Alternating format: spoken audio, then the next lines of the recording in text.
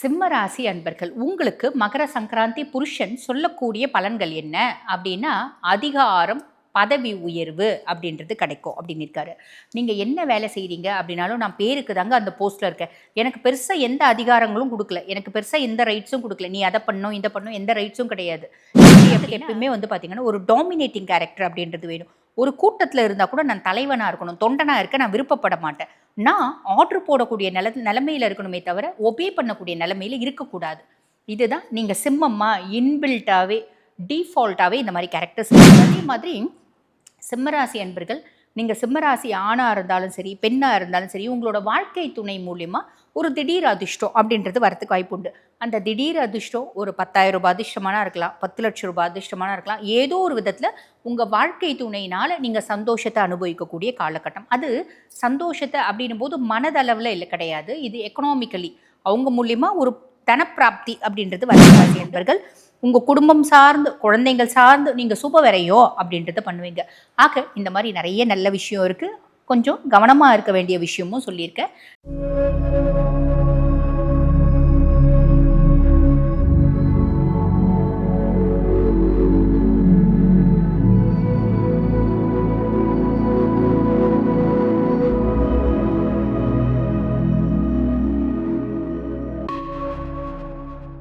வணக்கம், நான் டாக்டர் தீபா அர்லாலன். இன்னைக்கு நம்ம என்ன டாபிக் பற்றி டிஸ்கஸ் பண்ண போகிறோம் அப்படின்னா, எல்லாரும் வந்து பாருங்கள் இந்த 2026 எப்படி இருக்கும் அப்படின்ற மாதிரி நம்ம எல்லாருமே வந்து பார்த்திங்கன்னா 2026 2025 இப்படி தான் பேஸ் பண்ணி நம்ம வந்து பலன்களை பார்க்குறோம் இல்லைங்களா. நாங்களே அது சார்ந்து நிறைய பதிவுகள் அப்படின்றது கொடுத்து தான் இருக்கும். இருந்தாலும் நம்மளுடைய மரபு வழி ராசியை பார்க்கறது அப்படின்றது ஒன்று இருக்குது. நம்மளோட மரபு வழி ராசி ஒவ்வொரு ராசிக்கும் என்னென்ன மாதிரி பலன்கள் வரும் அப்படின்ற ஒரு மெத்தடாலஜியும் இருக்க தான் செய்யுது. இது இன்று நேற்று வரக்கூடிய ஒரு விஷயம் இல்லை அப்படின்னு சொல்லலாம். ஏறக்குறைய 20,000 30,000 வருஷமாக இந்த மரபு வழியில் தான் வந்து பார்த்திங்கன்னா ஒவ்வொரு நபர்களுக்கும் எப்படி இருக்கும் அவங்களோட வாழ்நாள் அப்படின்றது பார்த்து இருக்காங்க அப்படின்னும் சிலர் சொல்கிறாங்க. இதுக்கு எக்ஸாக்டான ப்ரூஃப் கிடையாது, இருந்தாலும் தொன்று தொட்டு இருக்குது அப்படின்னு நம்ம வேணால் சொல்லிக்கலாம். அதுக்கும் மேலே இப்போ கொஞ்சம் வந்து பாருங்கள், ஒரு 50+ 60+ கேட்கும்போது அவங்க சொல்கிறாங்க, நாங்கள்லாம் சின்ன பிள்ளையாக இருக்கும் போதுமா இந்த நாள் தான் வந்து பாருங்கள்.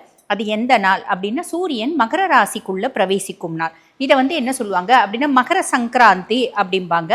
இந்த மகர சங்கராந்தி இந்த ஒரு பண்டிகை இதுக்கு அப்படின்னு பார்த்தீங்கன்னா, அதாவது நம்மளோட பொங்கல் பண்டிகை, இந்த மகர சங்கராந்திக்கு அப்படின்னு ஒரு புருஷன் இருக்காங்க, அவனை என்ன சொல்லுவாங்க அப்படின்னா மகர சங்கராந்தி புருஷன் அப்படிம்பாங்க.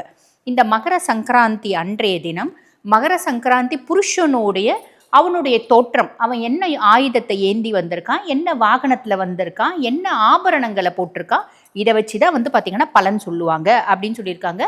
இப்போ அந்த 60+ இருக்கவங்களாம் சொல்கிறது, நாங்கள்லாம் சின்ன பிள்ளையாக இருக்கும் போதுமா மகர சங்கராந்தி தினத்தன்று என்ன பண்ணுவாங்க, எங்கள் அம்மாலாம் வந்து கோயில் பக்கத்தில் இருக்க ஹனுமன் கோயில் இல்லை பிள்ளையார் கோயில் போவாங்க, போயிட்டு அங்கே இருக்க ஐயர்கிட்ட கேட்பாங்க, இந்த வருஷம் எப்படி இருக்குது, நாட்டில் என்னென்ன மாதிரி நல்லது நடக்கும் கெட்டது நடக்கும், அதே மாதிரி ஒவ்வொரு ராசிக்கும் எப்படி இருக்குது, என் குழந்தை துலா ராசி என் குழந்தை ரிஷப ராசி பலன் எப்படி இருக்கும் அப்படின்னு கேட்பாங்களாம்.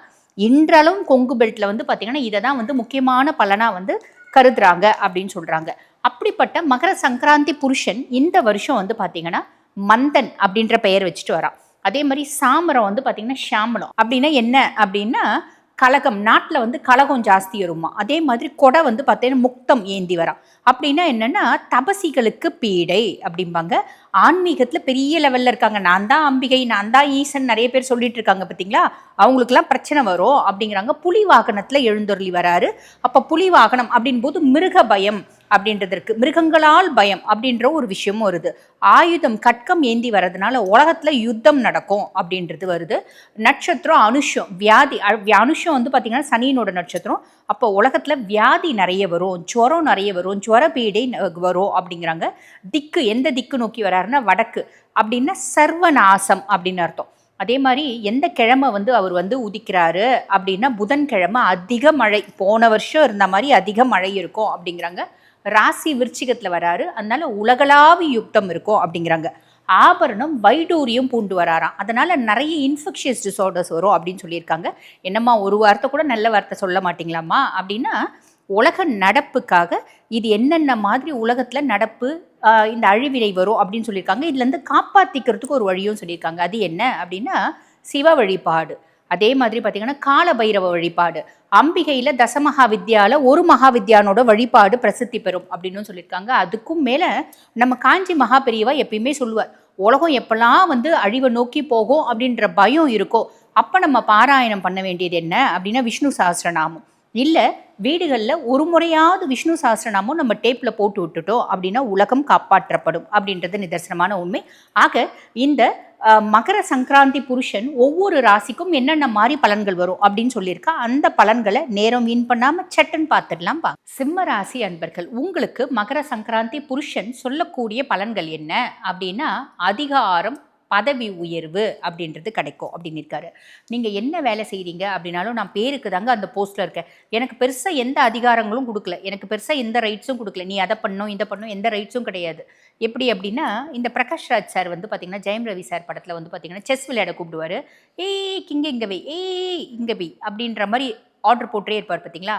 இவரோட விளையாட்டையும் அவரே விளையாடுவார். அந்த மாதிரி என் ஆஃபீஸில் வந்து பாருங்கள், எனக்கு போஸ்ட் என்னமோ கொடுத்துட்டாங்க, ஆனால் என்ன விளையாடவே விட மாட்டேன்றாங்க, என்ன வேலை செய்யவே விட மாட்டேன்றாங்க, என்ன டெசிஷன் மேக்கராக வந்து அலோவ் பண்ணவே மாட்டேன்றாங்க. காரணம் என்ன அப்படின்னா இது எங்களோட குடும்ப கன்சர்ன். எங்கள் அப்பா தான் எம்டி, எங்கள் சித்தப்பா தான் வந்து பார்த்திங்கன்னா பெரிய சிஇஓ, இந்த மாதிரி நிறைய விஷயங்கள் இருக்குதுன்னு வச்சுக்கோங்களேன். இல்லைங்க, எங்கள் குடும்ப கன்சர்ன் கிடையாதுங்க, இது தனிப்பட்ட ஒரு தேர்ட் பர்சன் கன்சர்ன் தான், இருந்தாலும் எனக்கு அதிகாரம் இல்லை அப்படின்னு வருத்தப்படுற சிம்மம். சிம்மத்துக்கு எப்பயுமே வந்து பார்த்திங்கன்னா ஒரு டாமினேட்டிங் கேரக்டர் அப்படின்றது வேணும். ஒரு கூட்டத்தில் இருந்தால் கூட நான் தலைவனாக இருக்கணும், தொண்டனாக இருக்க நான் விருப்பப்பட மாட்டேன். நான் ஆர்டர் போடக்கூடிய நிலைமையில் இருக்கணுமே தவிர ஒபே பண்ணக்கூடிய நிலைமையில் இருக்கக்கூடாது. இதுதான் நீங்கள் சிம்மம்மா இன்பில்ட்டாகவே டிஃபால்ட்டாகவே இந்த மாதிரி கேரக்டர்ஸ் இருக்க தான் செய்யும். இதுக்கு ரொம்ப நாள் உங்களோட ஆசைக்கு தீனி போடும் விதமாக இந்த வருடம் இருக்கும். ஆக அதிகாரம் அப்படின்றது உங்கள் கையில் கிடைக்கும். பதவி உயர்வு, நீங்கள் என்ன வேலைன்னா செய்யுங்க, அதில் ஒரு வந்து பார்த்திங்கன்னா ஒரு ப்ரொமோஷன் அப்படின்றது இருக்குமா. அதே மாதிரி அரசு நிர்வாகம் ஆதரவு அப்படிங்கிறாங்க. அரசு நிர்வாகத்தில் இருக்கவங்களுக்கு அரசாங்கம் சார்ந்த ஆதரவு, பொதுவாகவே சிம்மத்துக்கு அரசியல் சார்ந்த ஆதரவு அப்படின்றது சொல்கிறாங்க. அப்படின்னா என்ன அர்த்தம், நீங்கள் கவர்மெண்ட் ஒரு ஒர்க்கில் இருக்கீங்க, கவர்மெண்ட் செக்டாரில் இருக்கீங்க அப்படின்னாலும் உங்களோட ஹையர் அஃபிஷியல்னோட சப்போர்ட் இருக்கும்.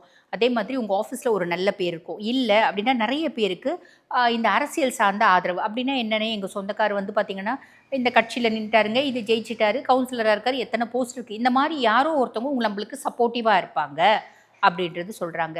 அதே மாதிரி பாருங்கள், அகந்தை தவிர்க்கவும் அப்படின்னா நான் ரொம்ப ரூடாக இருக்கேன், ரொம்ப வந்து பார்த்திங்கன்னா திமிராக இருக்கேன் அப்படின்னா அது வேண்டாம் அப்படின்னு, இந்த வருஷம் ஃபுல்லும் வேண்டாம் அப்படின்றது வந்து பார்த்திங்கன்னா உங்களுக்கு மந்தன் சொல்லக்கூடிய கருத்து. கண், இதயம், கவனம் அப்படின்னு சொல்கிறாரு. கண் சார்ந்த பிரச்சனைகள் வர்றதுக்கு வழி இருக்குது, இருதயம் சார்ந்த பிரச்சனைகள் வர்றதுக்கு வழி இருக்குது. ஆக கண்ணும் இருதயமும் கவனமாக வச்சுக்கோ அப்படின்னு சொல்கிறார். அதுக்கும் மேலே சிம்மம் எதில் கவனமாக இருக்கணும் அப்படின்னா பெரிய லெவலில் யாருக்கும் கடன் கொடுக்கவும் கூடாது, கடன் வாங்கவும் கூடாதுங்க. மொதல் விஷயம், பெரிய லெவலில் கடன் கொடுக்க பெரிய லெவலில் இல்லைங்க, ஒரு 1000 ரூபாய் கொடுத்தா கூட திருப்பி வரதுக்கான வாய்ப்பு கம்மி. அப்போ என்ன தாங்க பண்ணுறது, திரும்பி வரலன்னா பரவாயில்லன்னா கொடுத்துருங்க 1000 ரூபாய். அந்த யார் கேட்பாங்க, நமக்கு ரொம்ப அந்யோன்யமானவங்க, நம்ம மனசுக்கு ரொம்ப பிரியமானவங்க, நமக்கு ஒரு காலத்தில் ரொம்ப வந்து ஹெல்ப் பண்ணவங்க கேட்குறாங்க அப்படின் போது நம்மளால் மாட்டேன்னு சொல்ல முடியாது இல்லையா. 1000 ரூபாய் கொடுக்கலாம், 2000 ரூபாய் கொடுக்கலாம், 1,00,000 ரூபாய் கொடுத்து திரும்பி வரலன்னா பரவாயில்லை நம்மளால சொல்ல முடியாது இல்லையா, எவ்வளோ காசு இருக்குது அப்படின்னாலும்.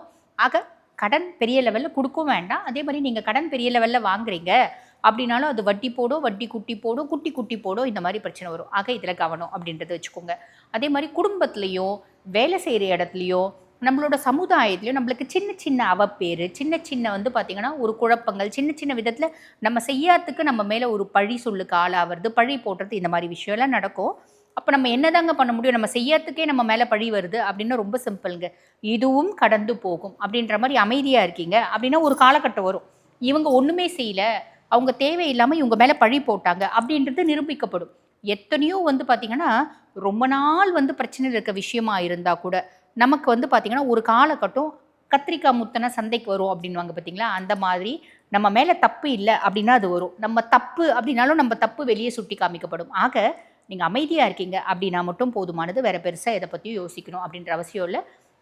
முக்கியமான விஷயம் என்ன அப்படின்னா ஆரோக்கியத்தில் கவனம் அப்படின்றது மட்டும் வச்சுக்கோங்க. ரொம்ப சிம்பிள், புரியுதுங்க. பெருசாக வந்து போட்டு குழப்பிக்கணும் அப்படின்ற அவசியம் இல்லை. அதே மாதிரி சிம்மராசி அன்பர்கள் நீங்கள் சிம்மராசி ஆணாக இருந்தாலும் சரி, பெண்ணாக இருந்தாலும் சரி, உங்களோட வாழ்க்கை துணை மூலிமா ஒரு திடீர் அதிர்ஷ்டம் அப்படின்றது வரத்துக்கு வாய்ப்பு உண்டு. அந்த திடீர் அதிர்ஷ்டம் ஒரு 10,000 ரூபாய் அதிர்ஷ்டமான இருக்கலாம், 10 லட்சம் ரூபாய் அதிர்ஷ்டமான இருக்கலாம். ஏதோ ஒரு விதத்தில் உங்கள் வாழ்க்கை துணையினால் நீங்கள் சந்தோஷத்தை அனுபவிக்கக்கூடிய காலகட்டம். அது சந்தோஷத்தை அப்படின்னும் போது மனதளவில் இல்லை கிடையாது, இது எக்கனாமிக்கலி அவங்க மூலிமா ஒரு தனப்பிராப்தி அப்படின்றது வரத்துக்கு வாய்ப்பு உண்டு.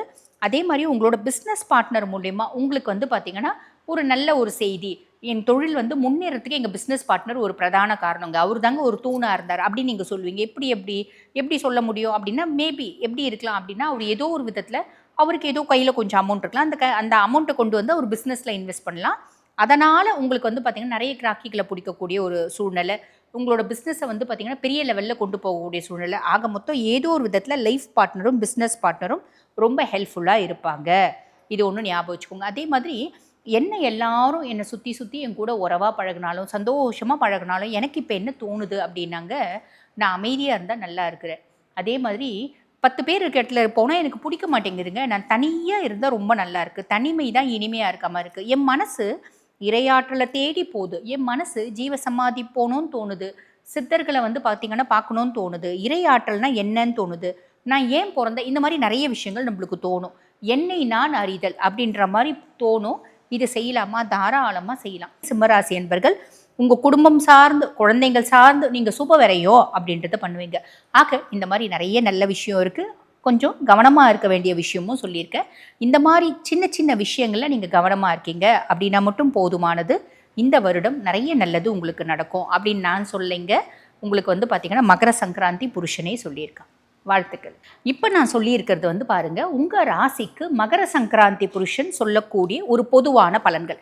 இந்த பதிவை பார்த்துட்டு இருக்கோங்க, இல்லைம்மா எங்கள் வாழ்க்கையில் பல முக்கியமான விஷயத்த முடிவெடுக்கும் தருணத்தில் இருக்கோம், பிள்ளைங்களுக்கு கல்யாணம் ஆகணும், இல்லை எனக்கே 2வது திருமணம் நடக்கணும், இல்லை டிவோர்ஸ் நோக்கி போயிட்டுருக்கு, இந்த டிவோர்ஸ் வந்து எங்களுக்கு சாதகமாக வருமா அப்படின்றது, வீடு கட்டணும்னு நினைக்கிறோம், பிள்ளை MBBS சீட் வாங்கணும்னு நினைக்கிறோம், இப்படி பல பிரச்சனைகள் வந்து மக்களுக்கு இருக்க தான் செய்யுது.